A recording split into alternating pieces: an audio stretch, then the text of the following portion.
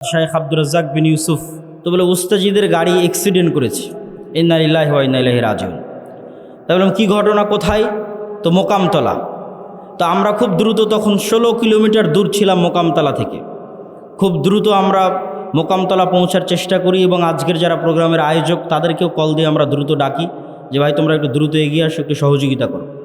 তো ঘটনা হচ্ছে গাড়ি ঠিকঠাকই চলতেছিল, কিন্তু একটা সিএনজি রাস্তা থেকে উঠে দ্রুত, সিএনজি চালকেরই দোষ, দ্রুত রাস্তা থেকে উঠতে গেছে এবং আমাদের গাড়ি 60-70-80 যে কিলোমিটার গতিতেই থাক ওই সিএনজির সাথে ধাক্কা খেয়ে সিএনজির দু একজন ব্যক্তি, হয়তো আল্লাহ সুবহানাহু ওয়া তাআলা ভালো জানে এখন কী অবস্থা তাদের, তারা বগুড়া জিয়া মেডিকেলে অসুস্থ অবস্থায়, আহত অবস্থায় ভর্তি হয়েছে। বিপদ দিয়ে বক্তব্য শুরু করেছিলাম কেন? বিপদ দিয়ে বক্তব্য শুরু করার দুটা কারণ, একটা আজকের কারণ, আর একটা আজকের এই প্রোগ্রামের যে আয়োজক, যে ছেলে জিয়াউর রহমান আজকের প্রোগ্রামের আয়োজন করে, এই ছেলেটা সব সময়ই অসুস্থ থাকে, থ্যালাসেমিয়া রোগে আক্রান্ত থাকে, কিন্তু দিনের কাজ করে।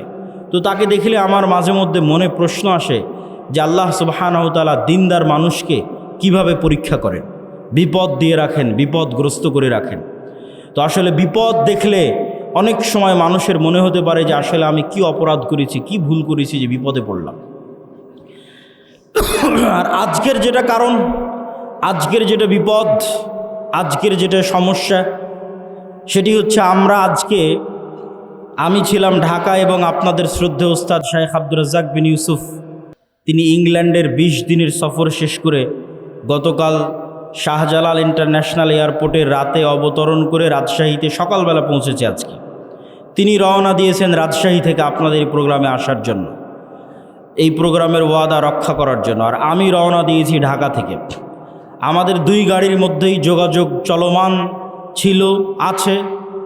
ইতিমধ্যেই আমরা যখন হাটিকুমরুল অতিক্রম করে আপনার এই সিরাজগঞ্জ মোড় অতিক্রম করে যখন বগুড়া শেরপুর রোডে উঠেছি, তখন আমি ঘুম গেছি গাড়িতে। তখন আমার ড্রাইভার ডাক দিয়ে বলতেছে, আবদুল্লাহ ভাই। তো বলে কি? তো বলে উস্তাজিদের গাড়ি অ্যাক্সিডেন্ট করেছে, ইন্না লিল্লাহি ওয়া ইন্না ইলাইহি রাজিউন। তা বললাম কী ঘটনা, কোথায়? তো মোকামতলা। তো আমরা খুব দ্রুত, তখন 16 কিলোমিটার দূর ছিলাম মোকামতলা থেকে।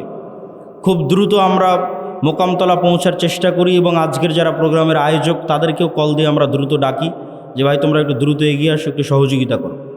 তো ঘটনা হচ্ছে গাড়ি ঠিকঠাকই চলতেছিল, কিন্তু একটা সিএনজি রাস্তা থেকে উঠে দ্রুত, সিএনজি চালকেরই দোষ, দ্রুত রাস্তা থেকে উঠতে গেছে এবং আমাদের গাড়ি 60-70-80 যে কিলোমিটার গতিতেই থাক ওই সিএনজির সাথে ধাক্কা খেয়ে সিএনজির দু একজন ব্যক্তি, হয়তো আল্লাহ সুবহানাহু ওয়া তাআলা ভালো জানে এখন কী অবস্থা তাদের, তারা বগুড়া জিয়া মেডিকেলে অসুস্থ অবস্থায়, আহত অবস্থায় ভর্তি হয়েছে।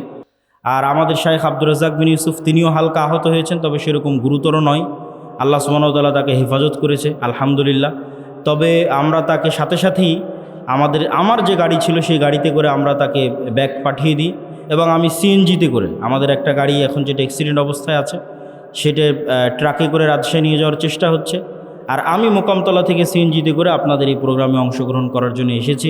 আল্লাহ সুবহানাহু ওয়া তাআলা তৌফিক দিয়েছে, কিন্তু বিপদ কেন আসে, আল্লাহ সুবহানাহু ওয়া তাআলার পক্ষ থেকে কী জন্য আসে আল্লাহ সুবহানাহু ওয়া তাআলা ভালো জানে। কিন্তু বিপদ দিয়ে আলোচনা শুরু করার পিছনের কারণ হচ্ছে আজকের একটা কারণ, এবং আজকের প্রোগ্রামের যে আয়োজক তার জন্য আল্লাহ সুবহানাহু ওয়া তাআলার কাছে দোয়া করি যে আজকের প্রোগ্রামের যে আয়োজক, এই ছেলেটা অসুস্থ থাকে সবসময়, ঢাকা মেডিকেলে গিয়ে ভর্তি হয়, তার টাকা পয়সারও সমস্যা থাকে। আল্লাহ সুবহানাহু ওয়া তাআলা তাকেও সুস্থতা দান করুক।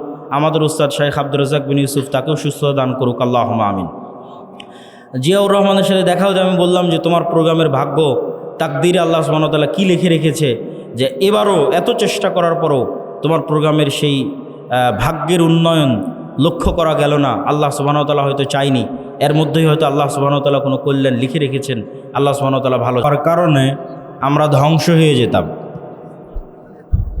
যেহেতু আল্লাহ সুবহানাহু ওয়া তাআলা যে কোনো অপরাধের শাস্তি সাথে সাথে দেন না, ফলত আমরা এখনও বেঁচে আছি। তাহলে এই একই বিষয় আমাদের জন্য সুযোগ যে আমরা তওবা করব, ইস্তিগফার করব। আর আল্লাহর এই একই গুণ কাফের এবং মুশরিকদের জন্য ধোঁকা। তারা মনে করবে কই, যদি অপরাধী হতো, আল্লাহর গজবই আসতো, তাহলে এতদিনে আমরা ধ্বংস হয়ে যেতাম। তবে অনেক মানুষ যারা ভালো হওয়ার পরেও, যারা আল্লাহর দ্বীন মেনে চলার পরেও বিপদগ্রস্ত থাকে, কষ্টে থাকে, দুঃখে থাকে, তাদের সান্ত্বনা কোথায়? সে বুঝতে পারে না যে আল্লাহ সুবহানাহু ওয়া তাআলা আমাকে কোন পাপের শাস্তি দিচ্ছেন, না আল্লাহ সুবহানাহু ওয়া তাআলা আমাকে পরীক্ষা করছেন। এই যে বিপদ আপদ, সমস্যা, প্রবলেম, এটির সাথে একজন মুমিনের আচরণ কি হওয়া উচিত?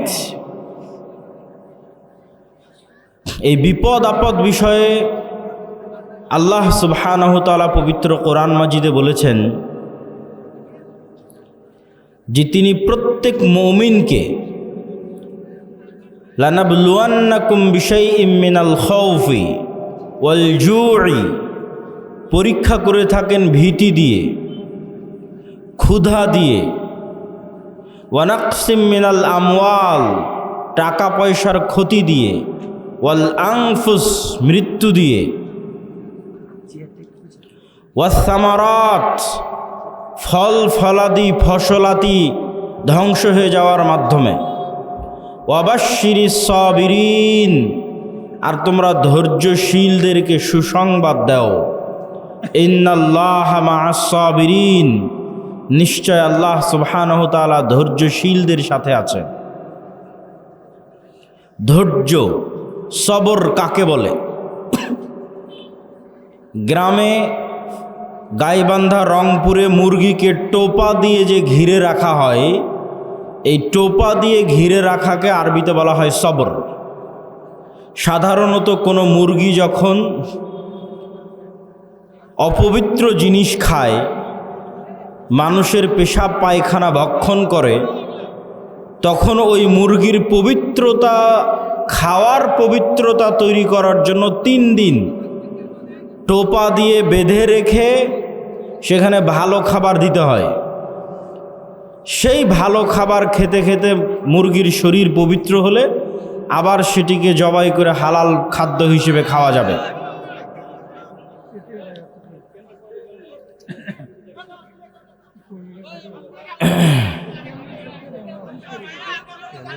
আপনারা দিনী ভাইয়েরা যারা আছেন তারা কিন্তু জায়গা পাবেন, জায়গা অনেক পড়ে আছে, আশেপাশে পিছনে অনেক জায়গা পড়ে আছে, একটু সরে সরে বসলেই কিন্তু আপনারা দেখতে পান। যদিও আজকে ক্যামেরা প্রয়োজনের তুলনায় বেশি, এ কথাই ঠিক, তারপরেও একটু আমরা ধৈর্য ধরি।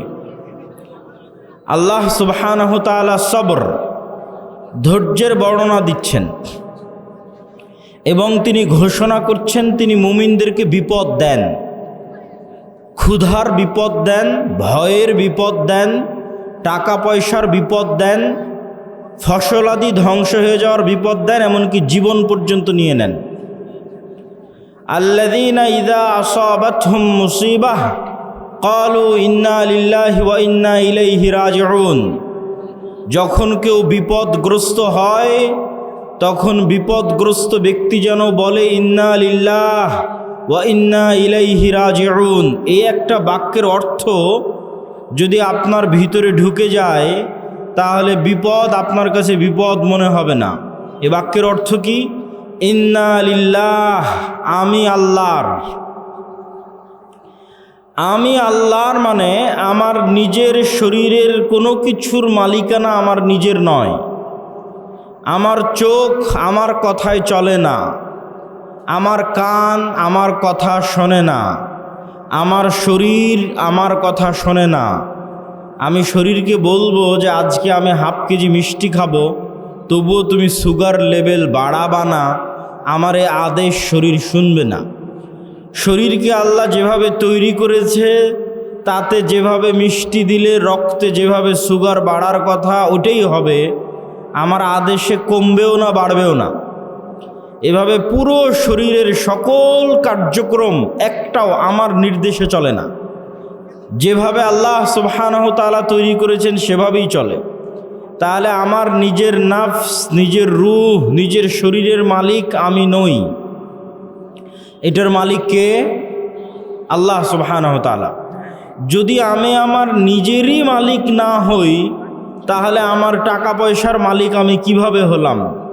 আমার ছেলে মেয়ে সন্তান সন্ততির মালিক আমি কিভাবে হলাম? আমার বাড়ি গাড়ির মালিক আমি কিভাবে হলাম? তাহলে আমার নিজের মালিক যখন আমি নই, তাহলে আমার পকেটে থাকা টাকা পয়সা, আমার নিজের জমি, আমার বাড়ি, আমার গাড়ি, আমার ছেলে মেয়ে, এগুলো একটারও মালিক আমি নই। আরও স্পষ্ট করে বললে, আল্লাহ চাইলে তো এখন আমাকেই তুলে নিয়ে যেতে পারেন। যেহেতু আমি নিজের মালিক নই, আমি আল্লাহর অধীনস্থ, আল্লাহ আমার মালিক, তো আল্লাহ চাইলে আমাকেই তুলে নিয়ে যেতে পারেন, এটাই আমি বাধা দিতে পারবো না। সেখানে আল্লাহ যদি আমার ছেলেকে উঠিয়ে নিয়ে যায় তো আমি কি বাধা দিব? সেখানে যদি আমার টাকা হারিয়ে যায় আমি কি বাধা দিব? সেখানে যদি আমার গাড়ি অ্যাক্সিডেন্ট করে আমি কি বাধা দিব? সম্ভব নয়। তো আল্লাহ সুবহানাহু তাআলা মানুষকে এই বাক্যের মাধ্যমে, ইন্না লিল্লাহি ওয়া ইন্না ইলাইহি রাজিউন, এই বাক্যের মাধ্যমে বুঝাচ্ছেন যে বিপদে পড়লে এই বাক্য উচ্চারণ করতে হবে। তার প্রথম কথা হচ্ছে তুমি নিজেই নিজের মালিক নও, অতএব তোমার সব কিছুর মালিক আল্লাহ, তুমি সহ। 2 নাম্বার, ওয়া ইন্না ইলাইহি রাজিউন, তুমি মনে করছো যে আজকে আমার গাড়িটা নষ্ট হয়ে গেল, কি আফসোস।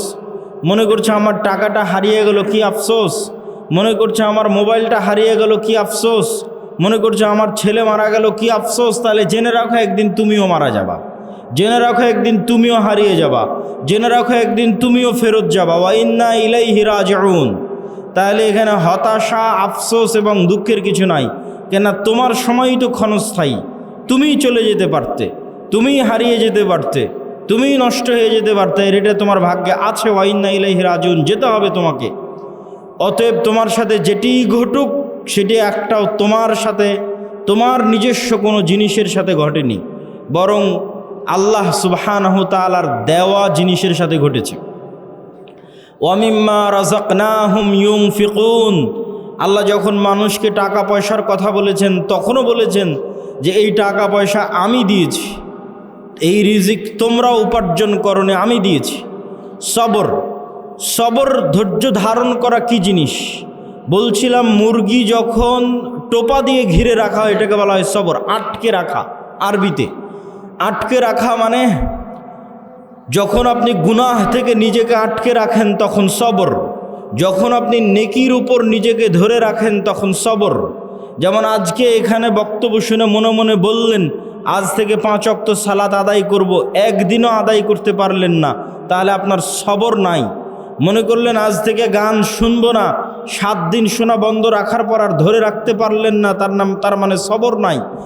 নিজেকে কোনো কিছুর উপর ধরে রাখা, ঠিক মুরগিকে যেমন টোপা দিয়ে আটকে রাখা হয়েছে, বেঁধে রাখা হয়েছে, ধরে রাখা হয়েছে, এরকম যে আমি প্রতিদিন সূরা ইখলাস পড়ব, কোরআন পড়ব, এটার উপর নিজেকে ধরে রাখা, ধরে রাখতে পারতেছি, একদিনও মিস যাচ্ছে না, এটা সবর। আমি গান শুনতে চাই না, শুনবো না, এটার উপর নিজেকে কতদিন ধরে রাখতে পারতেছি, এটা সবর। এই জন্য মানুষের সকল নেক আমলের মূল রহস্য হচ্ছে সবর। এই জন্য আল্লাহ সুবহানাহু তাআলা পবিত্র কোরআন মাজিদে বারবার সবরের দার্স এবং সবরের উদাহরণ এবং বিপদ আপদের কথা উল্লেখ করেছেন। ওয়াতাওয়াসাউ বিল হাক্কি ওয়াতাওয়াসাউ বিস সবর, তোমরা পরস্পরকে সত্যের দিকে দাওয়াত দাও, পরস্পরকে ধৈর্যের দিকে দাওয়াত দাও।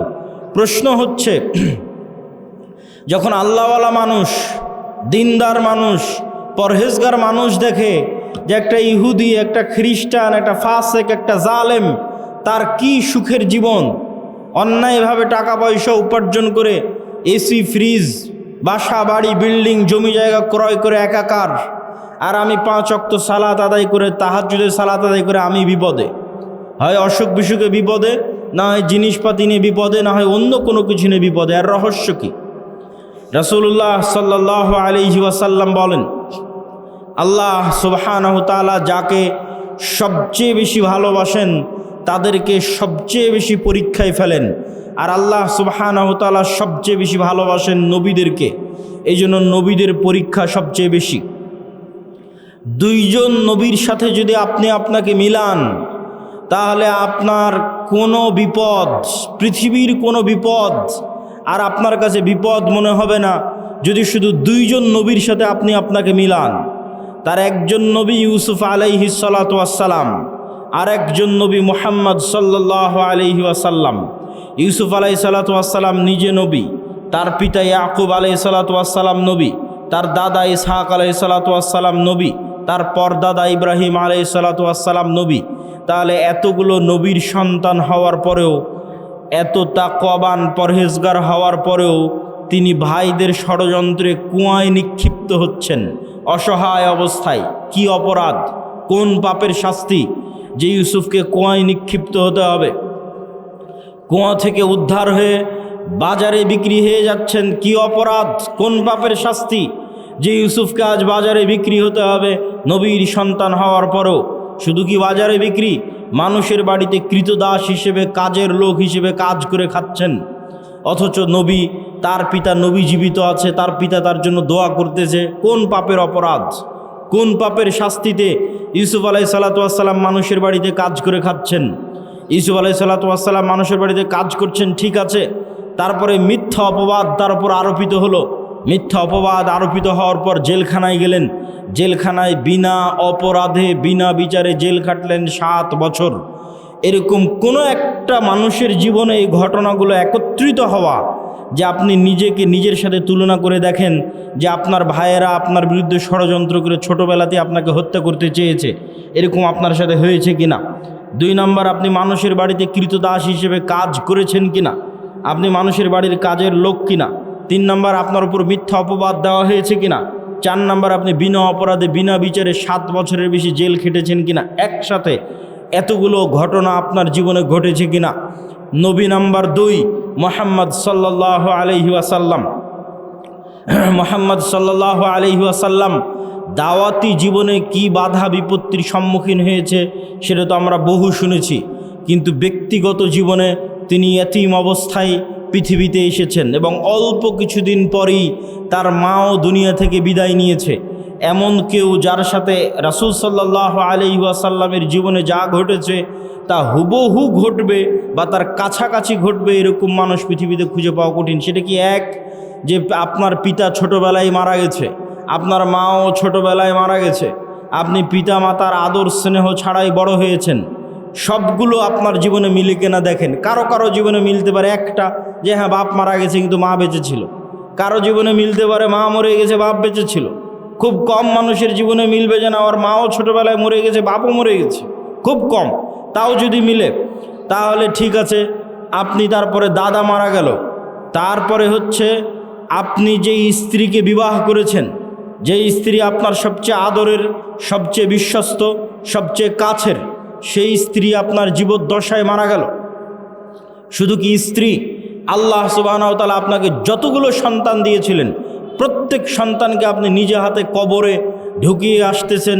শুধু তাই নয়, ছোটোবেলায় মারা যাওয়া সন্তান নয়, বড় হওয়া বিবাহিত সন্তান, বড় হওয়া বিবাহিত 2 কন্যাকে রাসূল সাল্লাল্লাহু আলাইহি ওয়াসাল্লাম নিজে হাতে কবরে দিয়েছেন। ছোট ছোট ছেলেকে তো কবরে দিয়েছেনই দিয়েছেন। শুধু ফাতেমা ছাড়া রাসূল সাল্লাল্লাহু আলাইহি ওয়াসাল্লামের আর কোনো সন্তান জীবিত থাকেনি।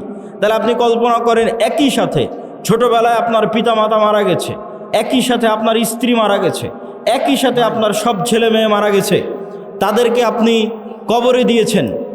এই রকম একই সাথে এতগুলো ঘটনা আপনার জীবনে ঘটবে, মিলবে, এটা খুব কঠিন, অসম্ভব। তাহলে নবী হওয়ার পর রাসূল সাল্লাল্লাহু আলাইহি ওয়াসাল্লাম কোন পাপের শাস্তিতে, কোন অপরাধের শাস্তিতে এতগুলো ব্যক্তিগত জীবনের বিপদের মুখোমুখি হচ্ছেন? দাওয়াতি জীবনের নয়, দাওয়াতি জীবনের ঘটনা তো আরও লম্বা। শিহাবে আবি তালেবে যখন তার চাচাকে সহ 3 বছর যখন ঘিরে রাখা হলো, গৃহবন্দী রাখা হলো, যখন খাবারের কোনো কিছু ছিল না, যখন তায়েফের ময়দানে মারা হলো, আঘাত করা হলো, যখন বদর উহুদে হত্যা করার চেষ্টা করা হলো, যখন মক্কায় হত্যার চেষ্টা হলো, অসংখ্য দাওয়াতি জীবনে বাধা রাসূল সাল্লাল্লাহু আলাইহি ওয়াসাল্লামের, সেগুলোতে আমরা গেলাম না। সম্মানিত উপস্থিতি, শুধু এই 2 নবীর জীবনের সাথে যদি আপনি আপনার নিজের জীবনকে মিলান, তাহলে আপনার জীবনে আর কোনো কষ্ট, কোনো দুঃখ, কোনো বিপদ, কোনো সমস্যা আর বিপদ আর দুঃখ আর কষ্ট বলে মনে হবে না। মনে হবে না আসলেই আল্লাহ সুবহানাহু তাআলা যাদেরকে ভালোবাসেন তাদেরকে আল্লাহ সুবহানাহু তাআলা পরীক্ষা করতে চান। কেন পরীক্ষা করতে চান? রাসূল সাল্লাল্লাহু আলাইহি ওয়াসাল্লাম বলেন, মা মিন মুসলিমিন, এমন কোনো মুসলমান যে বিপদগ্রস্ত হয়। কেমন বিপদগ্রস্ত? যে তার পায়ে একটা কাঁটাও যদি ফুটে, তার পায়ে যদি একটা কাঁটাও ফুটে, শুধু তাই না, সে যদি ন্যূনতম দুশ্চিন্তার মধ্যেও থাকে, হাম্মিন ও হুজনিন, যদি ন্যূনতম দুশ্চিন্তার মধ্যেও থাকে, তাহলে এই কাঁটা ফুটার মাধ্যমে, এই দুশ্চিন্তার মাধ্যমে আল্লাহ সুবহানাহু ওয়া তাআলা তার গুনাহকে ক্ষমা করে দেন। আল্লাহু আকবার। এবং বিপদ বাড়তে বাড়তে বাড়তে বাড়তে এমন অবস্থায় সে দুনিয়া থেকে বিদায় নেয় যখন তার উপরে আর কোনো গুনাহই নাই, সকল গুনাহ দুনিয়াতেই মিটে গেছে। তো বিপদ মানুষের জীবনে আসতেই পারে, মুসিবাহ মানুষের জীবনে আসতেই পারে, সমস্যা মানুষের জীবনে আসতেই পারে, কিন্তু ধৈর্য ধারণ করা হচ্ছে একজন মুমিনের পরিচয়। শুধু ধৈর্য নয়, ধৈর্যেরও উপরের একটা স্তর আছে, তার নাম রেজা, সন্তুষ্টি। এই সন্তুষ্টির স্তরে খুব মজবুত ঈমান ছাড়া মানুষের পক্ষে পৌঁছা সম্ভব নয়। ধৈর্যের স্তরে মানুষ পৌঁছতে পারে, কিন্তু রেজা, সন্তুষ্টির স্তরে মানুষের পক্ষে পৌঁছা কঠিন। সন্তুষ্টি কি? সন্তুষ্টি হচ্ছে আল্লাহ সুবহানাহু ওয়া তাআলা আমার জন্য যে সিদ্ধান্ত নিয়েছেন, এই সিদ্ধান্তের উপর আমি খুশি, এই সিদ্ধান্তের উপর আমি খুশি। একদা এক মহিলা রাসূল সাল্লাল্লাহু আলাইহি ওয়াসাল্লামের কাছে আসলেন, তিনি মৃগী রোগে আক্রান্ত।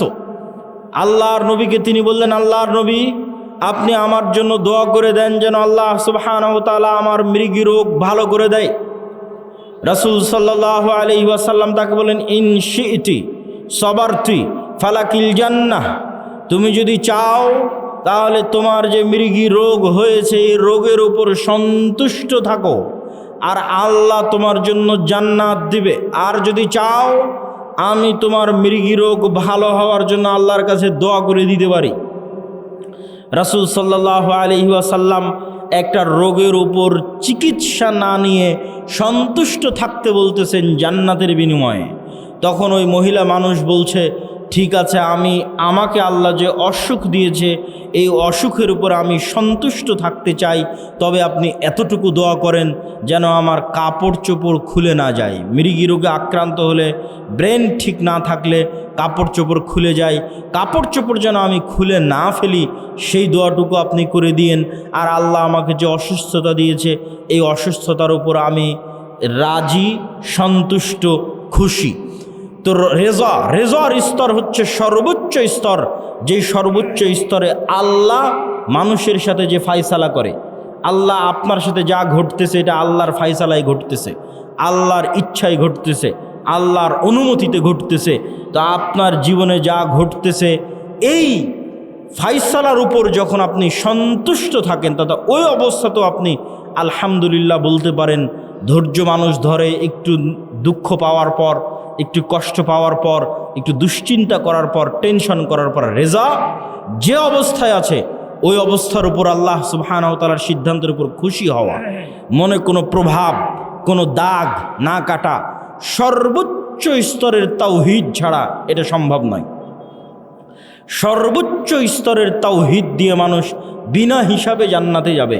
সেই বিনা হিসাবে যারা জান্নাতে যাবে ওই রকম লেভেলের মানুষের পক্ষে সম্ভব যে আল্লাহ সুবহানাহু ওয়া তাআলা তার সাথে যে সিদ্ধান্ত গ্রহণ করবেন সেই সিদ্ধান্তের উপর সে রাজি খুশি থাকবে।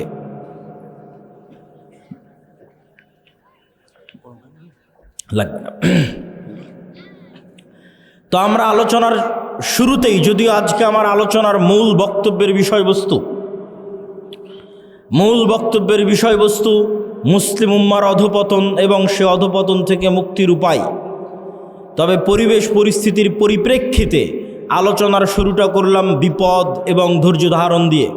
এবং বিপদের উদাহরণে ইউসুফ আলাইহিস সালাতু ওয়াস সালাম এবং মুহাম্মদ সাল্লাল্লাহু আলাইহি ওয়াসাল্লাম এবং আরেকজন নবী আইয়ুব আলাইহিস সালাতু ওয়াস সালাম, তাদের উদাহরণ পৃথিবীতে চিরস্মরণীয়।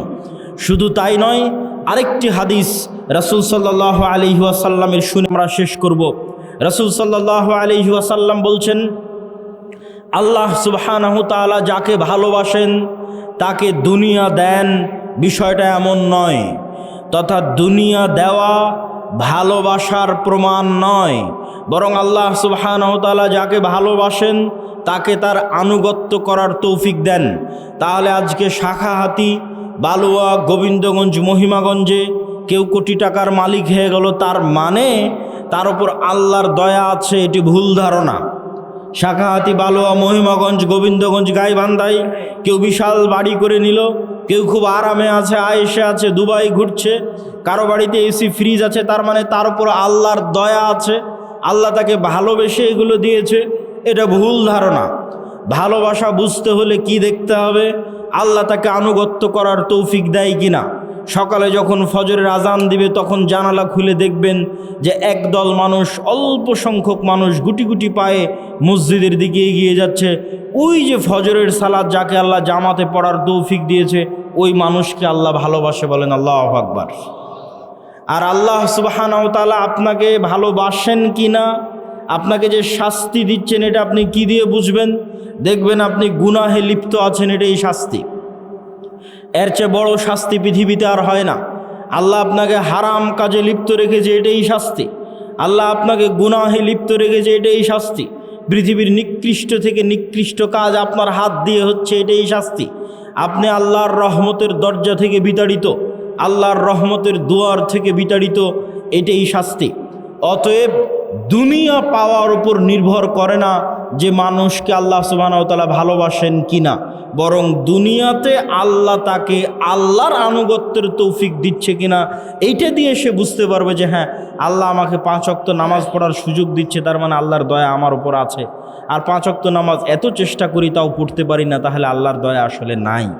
এত চেষ্টা করি কোরআন পড়তে পারি না, তাহলে আল্লাহর দয়া আমার সাথে নাই। কোনো একটা সমস্যা আছে যে কারণে আমি আল্লাহর দয়া পাচ্ছি না। আল্লাহর দয়া পেতে পাওয়ার আলামতই হচ্ছে আমি 5 ওয়াক্ত সালাত আদায় করতে পারছি, আমি কোরআন তেলাওয়াত করতে পারছি, এটাই আল্লাহর দয়া পাওয়ার আলামত।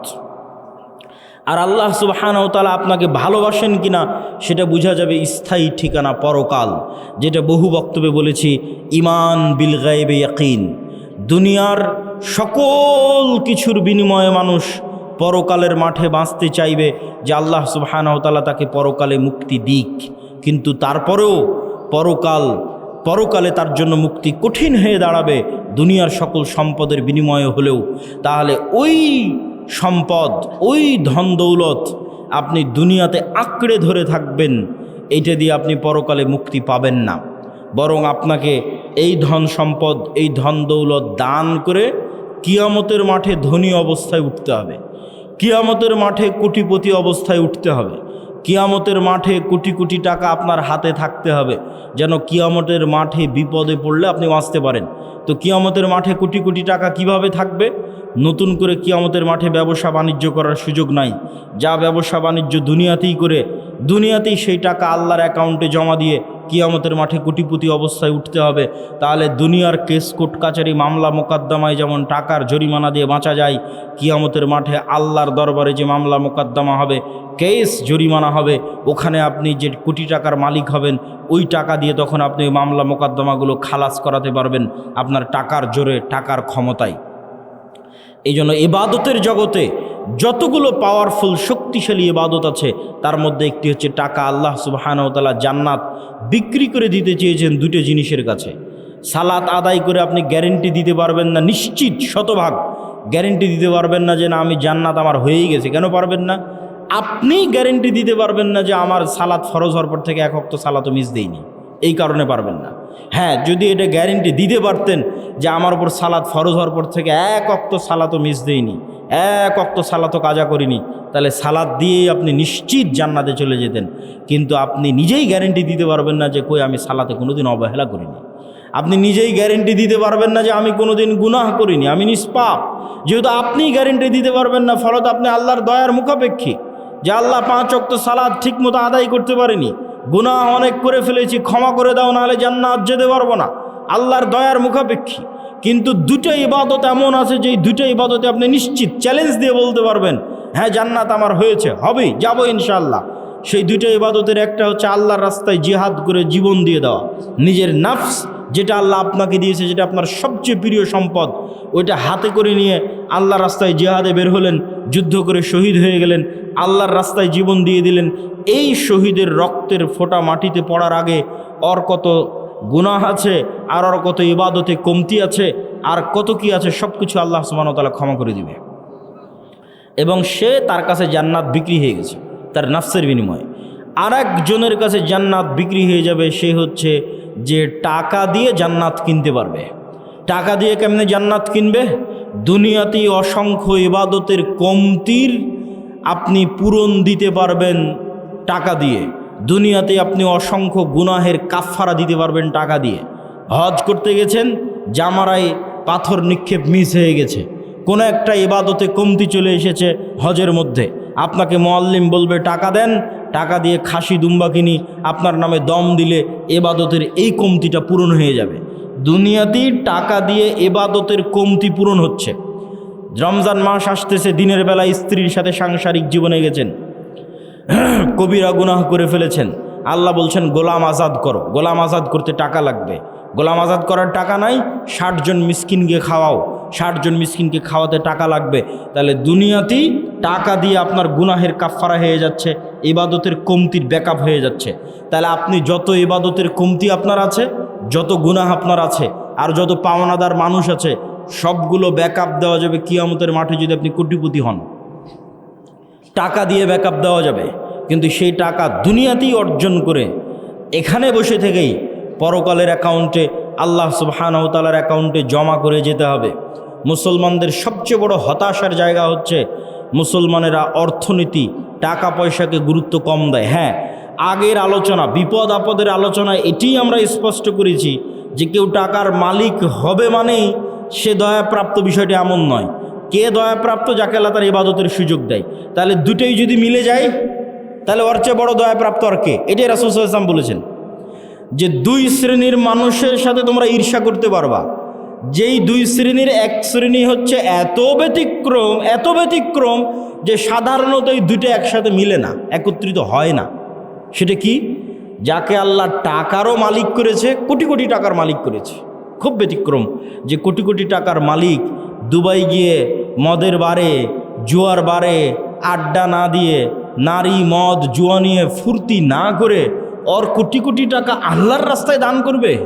এই দুইটা মিলে যাওয়া, হবে কোটি কোটি টাকার মালিক, আবার সেই কোটি কোটি টাকা ব্যয় করবে আল্লাহর রাস্তায়। এই তৌফিক পাওয়া, এটা পৃথিবীর সবচেয়ে ব্যতিক্রম মানুষ, যাদেরকে আল্লাহ স্পেশাল ভালোবাসে, দাউদ আর সুলাইমানের মতো, যে কোটি কোটি টাকার মালিক, কিন্তু সেই কোটি কোটি টাকা আল্লাহর নাফরমানিতে ব্যয় হয় না, আল্লাহর আনুগত্যে ব্যয় হয়। তাহলে নিশ্চিত জেনে রাখেন ওর উপর আল্লাহর দয়া আছে, ওর উপর আল্লাহর খাস রহমত আছে, বিশেষ রহমত আছে, যে কোটি টাকার মালিক আবার সেই টাকা আল্লাহর রাস্তায় ব্যয় করার তৌফিক পেয়েছে, দাউদ আর সুলাইমান আলাইহিমাস সালাতু ওয়াস সালামের মতো। সম্মানিত উপস্থিতি, টাকা পয়সার গুরুত্ব যেমন দুনিয়াতে আছে, টাকা পয়সার গুরুত্ব তেমন পরকালে আছে। গোলামি থেকে মুক্তির জন্য অর্থনৈতিক মুক্তি ছাড়া অন্য রাস্তা পাওয়া খুব কঠিন। অর্থনৈতিক মুক্তি লাগবেই, এটা আমি আপনি যতটুকু ভালো বুঝি, আমার এবং আপনার চেয়ে মুহাম্মদ সাল্লাল্লাহু আলাইহি ওয়াসাল্লাম ভালো বুঝতেন। মুহাম্মদ সাল্লাল্লাহু আলাইহি ওয়াসাল্লাম যখন মক্কা থেকে হিজরত করে মদিনায় গেলেন, তখন দেখলেন মদিনার আনসারেরা কৃষক, আর মদিনার সকল ব্যবসা বাণিজ্যের মালিক হচ্ছে ইহুদিরা, আর মদিনা রাষ্ট্রের প্রধানমন্ত্রী করে দেওয়া হয়েছে রাসূল সাল্লাল্লাহু আলাইহি সাল্লামকে। তাহলে টাকা ছাড়া প্রধানমন্ত্রী হয়ে দেশ চালানো যাবে না, টাকার মালিক থাকবে ইহুদি, আর আমি প্রধানমন্ত্রী, তো নাম কাওয়াস্তে প্রধানমন্ত্রী, ঢাল নাই তলোয়ার নাই নিধিরাম সর্দার। টাকার মালিকও মুসলমানদের হতে হবে, তাহলে রাষ্ট্র চলবে। আল্লাহর নবী বললেন, মহাজির যারা আমার সাথে এসেছে সব ব্যবসায়ী, সবার রক্তে ব্যবসা আছে। আল্লাহর নবী নিজেও ব্যবসায়ী, কেননা মক্কার কোরাইশরা ব্যবসায়ী। আল্লাহর নবী আনসারদের বললেন, তোমাদের সম্পত্তির অর্ধেক অর্ধেক, 3 ভাগের 1 ভাগ, 3 ভাগের 2 ভাগ, যে যেভাবে পারো মহাজিরদের দিয়ে দাও, মহাজিরেরা ব্যবসা শুরু করবে। মহাজিরদের ব্যবসার জন্য যখন অর্থ দিতে বলা হলো, আনসারীরা রাজি হয়ে গেল। উসমান ইবনে আফফান, আব্দুর রহমান ইবনে আউফ, জুবাইর ইবনুল আওয়াম, এই 3 জন সাহাবী আল্লাহর নবীর জীবদ্দশাতেই কোটি কোটি টাকার মালিক হয়ে গেছে ব্যবসা করে। মদিনায় গিয়ে রাসূল সাল্লাল্লাহু আলাইহি সাল্লামের জীবদ্দশাতেই আল্লাহর নবী যেখানে মসজিদে নববী করেছেন, ওখানে বীর রোমা নামে একটা কুয়া ছিল, যে কুয়াতে মুসলমানদেরকে উজু করতে হতো। ওই কুয়ার মালিক ছিল ইহুদি।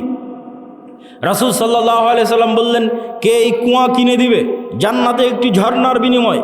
ওসমান ইবনে আফফান বললেন, আল্লাহর নবী, আমি জান্নাতে একটা ঝর্ণার বিনিময়ে এই কুয়া আপনাকে কিনে দিচ্ছি। তিনি সেই কুয়া কিনে দিলেন। রাসূল সাল্লাল্লাহু আলাইহি ওয়াসাল্লামের আত্মমর্যাদা রক্ষা হলো। নাহলে ইহুদির কাছে গিয়ে অনুরোধ করতে হতো, ভাই তুমি এই কুয়ার মালিক, মুসলমানরা উজু করবে, একটু উজু করতে দাও। এটাই গোলামি। আপনি রাসূল সাল্লাল্লাহু আলাইহি সাল্লামের বদরের যুদ্ধ দেখেন। বদরের যুদ্ধ দেখলে মনে হবে এটি একটি ধর্মীয় যুদ্ধ, অবশ্যই ধর্মীয় যুদ্ধ, কিন্তু এখানে অর্থনৈতিক একটা বড় কারণ আছে।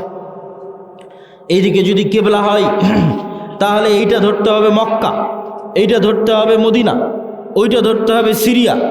এই সমুদ্রের পাশ দিয়ে ব্যবসায়িক বিজনেস রুট। আল্লাহর নবী যখন মদিনায় গেছে, মদিনায় গিয়ে ব্যবসায়িক রুট বন্ধ করে দিয়েছে। আবু সুফিয়ান আটকা পড়ে গেছে, মক্কায় ফিরে আসতে পারে না। তখন দূত মারফত আবু জাহালকে বলে পাঠিয়েছে যে মুহাম্মদ সাল্লাল্লাহু আলাইহি ওয়াসাল্লামের সাহাবীরা বিজনেস রুট বন্ধ করে দিয়েছে, তাড়াতাড়ি এসে আমাদের উদ্ধার করো। তখন আবু জাহাল মক্কা থেকে 1000 সেনাবাহিনী নিয়ে রওনা দিয়ে বদরে গিয়ে যুদ্ধ করেছে। বদর মদিনা থেকে 300 কিলোমিটার দূরে সমুদ্রের দিকে, যে সমুদ্র হচ্ছে ব্যবসায়িক রাস্তা। তাহলে ব্যবসায়িক রাস্তা পরিষ্কার করতে আবু জাহাল আবু সুফিয়ানকে যুদ্ধ করতে হয়েছে, কেননা তারা আতঙ্কিত হয়ে গেছিল। আজকে মুহাম্মদ সাল্লাল্লাহু আলাইহি ওয়াসাল্লামের মদিনায় যাওয়া 1 সপ্তাহ হয়নি, 10 দিন হয়নি, তাতে আমাদের ব্যবসায়িক রাস্তা বন্ধ। যদি মদিনা আরও শক্তিশালী হয়, আমরা মক্কার মানুষ কি করে খাবো? সিরিয়াতে তো আমাদের ব্যবসার রাস্তা বন্ধ হয়ে যাবে। তাহলে বদরের যুদ্ধ দেখতে মনে হলেও ধর্মীয় যুদ্ধ, তার পিছনে অর্থনৈতিক বড় একটা কারণ আছে। রাসূল সাল্লাল্লাহু আলাইহি ওয়াসাল্লাম খুব ভালোভাবে জানতেন টাকার প্রয়োজন আছে। অর্থনৈতিক মুক্তির মাধ্যমে গোলামি থেকে মুক্তি হয়। আর আমাদেরকে গোলাম বানিয়ে রাখার জন্যই সুদি যে প্রথা, এই সুদি প্রথা হচ্ছে আমাদেরকে গোলাম বানিয়ে রাখার একটা অন্যতম মাধ্যম, একটা অন্যতম উপায়। সম্মানিত উপস্থিতি, আমরা আলোচনা করছিলাম যে অর্থনৈতিক ইবাদত বিপদ আপদের সাথে সম্পৃক্ত রেখে আমরা অর্থনৈতিক ইবাদতের আলোচনার মধ্যে ঢুকেছি। আলোচনার এই পর্যায়ে এসে আজকে যারা এখানে প্রোগ্রামের আয়োজন করেছে তাদের সহযোগিতা করার জন্য আপনাদেরকে উদাত্ত আহ্বান জানিয়ে, যদি তাদের স্বেচ্ছাসেবকগণ আপনাদের মধ্যে যায়, তাহলে তাদের এই মক্তব কার্যক্রম, তাদের দ্বীনি সেবামূলক কার্যক্রম কেউ যেতে চাইলে আমি এখনই যাওয়ার জন্য বিশেষভাবে অনুরোধ করব। যদি তারা যায় তাহলে আপনারা অবশ্যই একটা ঘটনা শুনেন এবং সেই ঘটনার সাথে সাথে দানও করতে থাকেন। রাসূল সাল্লাল্লাহু আলাইহি ওয়াসাল্লামের কাছে একজন গরিব ফকির মিসকিন সাহাবী এসে বললেন, আল্লাহর নবী, এটা হচ্ছে আমার বাড়ি, আমার বাড়ির পাশে একটা ধনী মানুষের বাড়ি, তার খেজুরের গাছের ডালপালা আমার বাড়িতে এসে থাকে। তো আমার ছেলেবেলে তার গাছ থেকে খেজুর পেড়ে খায়, তো সে আমাকে খুব বকাবকি করে, আল্লাহর নবীর কাছে বিচার দিচ্ছে। আল্লাহর নবী বললেন, ওই ধনী ব্যক্তিকে তুমি জান্নাতে একটা খেজুর গাছের বিনিময়ে এই খেজুর গাছটাই গরিবকে দিয়ে দাও। তোমার তো অনেক খেজুর গাছ আছে, জান্নাতে একটা খেজুর গাছের বিনিময়ে খেজুর গাছটা গরিবকে দিয়ে দাও। সে ব্যক্তি রাজি হলো না। ব্যক্তি মালিকানায় নবীও হস্তক্ষেপ করতে পারে না, ব্যক্তি মালিকানায় রাষ্ট্র হস্তক্ষেপ করতে পারে না। নবীর কথা সাহাবী শুনতেছে না, জান্নাতে একটা খেজুর গাছের বিনিময়ে খেজুর গাছ দিতে বলছে, দেয়নি। তো আবু দাহদা নামে একজন সাহাবী এই ঘটনা শুনতে পেয়েছে। শুনতে পেয়ে সে এই ধনী ব্যক্তিকে বলতেছে, ভাই, আমার একটা বিশাল খেজুরের বাগান আছে, কয়েক হাজার খেজুর গাছ আছে, ওই পুরো খেজুরের গাছ, খেজুরের বাগান তোমার। আর এই যে একটা খেজুরের গাছ আল্লাহর নবী জান্নাতে একটা খেজুর গাছের বিনিময়ে দিতে বলেছে, ওইটা আমাকে দিয়ে দাও। তখন এই ব্যক্তি বলছে, বারে, এত বিশাল খেজুরের বাগান, তার বিনিময়ে একটা খেজুরের গাছ, কি সমস্যা? ও তো আর পরকালের ডিল তো আর বোঝে না, জান্নাতের ডিল তো আর বোঝে না, ও রাজি হয়ে গেছে। তখন আবু দাহদা তার বিশাল খেজুরের বাগান ওই ব্যক্তিকে দিয়ে দিল, আর ওই ব্যক্তি তখন একটা খেজুরের গাছ একে দিয়ে দিল। এখন আল্লাহর নবীকে এসে জিজ্ঞেস করে বলে, আল্লাহর নবী, এই খেজুরের গাছের মালিক এখন আমি, আপনি বলেছিলেন এই খেজুরের গাছ যদি এই গরিবকে দেওয়া হয় জান্নাতে একটা খেজুরের গাছ হবে, কথা কি ঠিক? রাসূল সাল্লাল্লাহু আলাইহি সাল্লাম বললেন, হ্যাঁ, কথা ঠিক। বললেন, তাহলে জান্নাতে একটা খেজুরের গাছের বিনিময়ে এই খেজুরের গাছ এই গরিব মিসকিনকে দিয়ে দিলাম। আল্লাহু আকবার। বাড়িতে এসে স্ত্রীকে বলছে, স্ত্রী, কি? তো বলে, আমার যে বিশাল খেজুরের বাগান ছিল, এই বিশাল খেজুরের বাগান বিক্রি করে দিয়েছি। তো কত টাকাতে বিক্রি করে দিয়েছ? জান্নাতে একটা খেজুর গাছের বিনিময়ে বিক্রি করে দিয়েছি। আল্লাহু আকবার। তখন স্ত্রী বলছে, তোমার ব্যবসা সফল কাম হোক, লাভজনক হোক। আল্লাহর সাথে ব্যবসা কখনো ক্ষতিগ্রস্ত হয় না। আল্লাহ সুবহানাহু তাআলার সাথে ব্যবসা কখনো লস হয় না।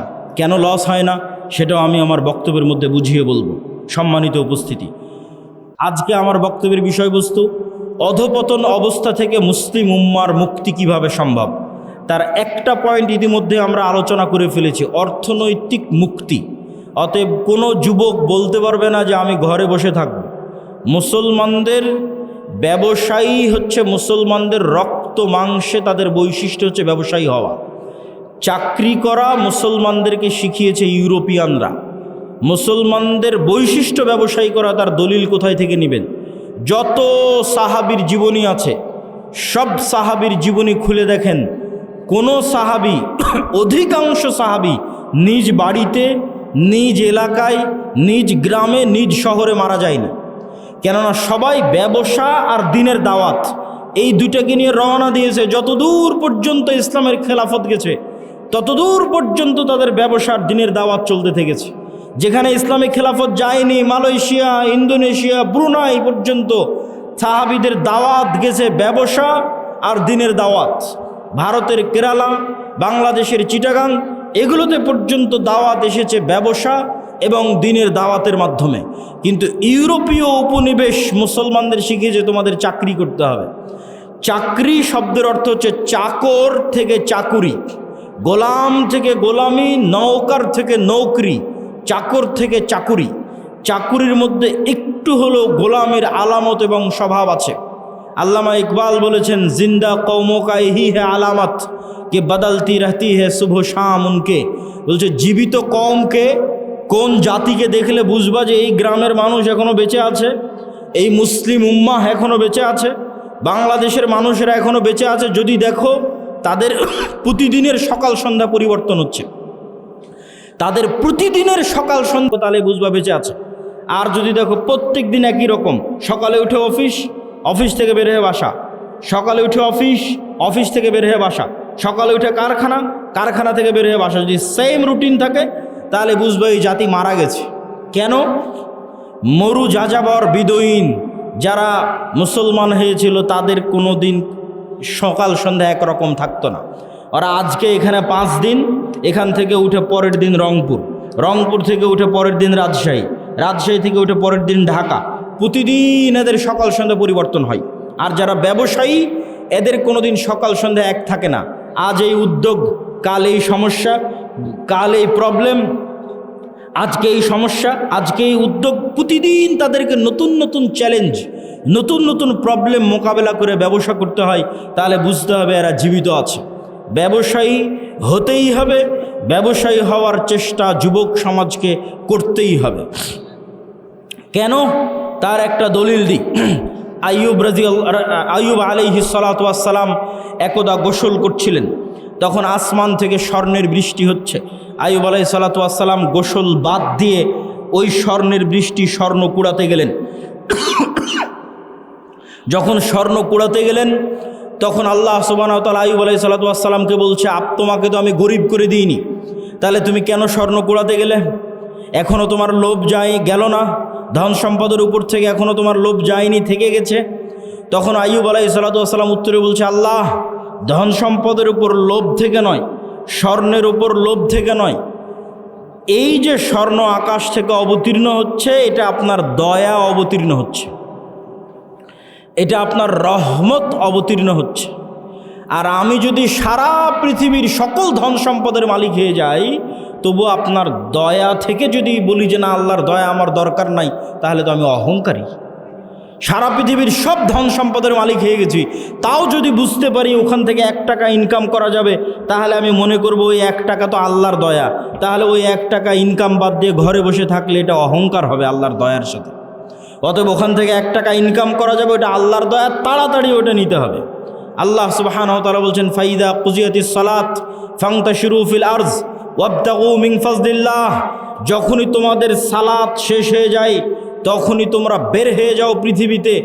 যেখানে পৃথিবীতে তোমরা আল্লাহর দয়া দেখতে পাবে, সারা পৃথিবীতে আল্লাহর দয়া ছড়িয়ে ছিটিয়ে আছে, ওই দয়াগুলো জমা করো, ওই দয়াগুলো একত্রিত করো, ওই রিজিকগুলো অনুসন্ধান করো।